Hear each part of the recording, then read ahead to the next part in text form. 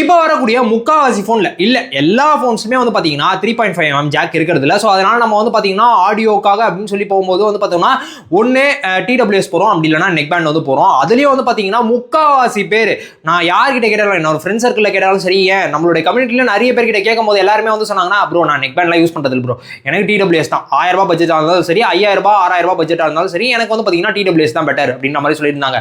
இதில் என்ன மாதிரியும் இன்னும் பல பேர் வந்து பார்த்தீங்கன்னா இந்த மாதிரி நெக் பேண்டை இன்னும் லவ் பண்ணி யூஸ் பண்ணிட்டு வந்து இருப்போம். அந்த நெக் பேண்ட்ல வந்து பாத்தீங்கன்னா ரொம்ப நாளா பல brands Boult, Noise, OnePlus, Realme இவங்க யாருமே புதுசா எந்த விதமான ப்ராடக்ட் லான்ச் பண்ணாம இருந்தாங்க. ஒரு வழியா வந்து பாத்தீங்கன்னா OnePlus வந்து பாத்தீங்கன்னா OnePlus உடைய புல்லட்ஸ் ஒயர்லெஸ் Z3 வந்து ஜூன் 19 லான்ச் வந்து பண்ண போறாங்க. அது வந்து பாத்தீங்கன்னா ஒரு 2000 ரூபாய் வரலாம். ஆல்ரெடி வந்து பாத்தீங்கன்னா Z2 ஒன்று வந்துச்சு, அதே மாதிரி வந்து பாத்தீங்கன்னா Z2 ANC ஒன்று வந்துச்சு. அது ரெண்டுமே சூப்பராகவும் வந்துச்சு.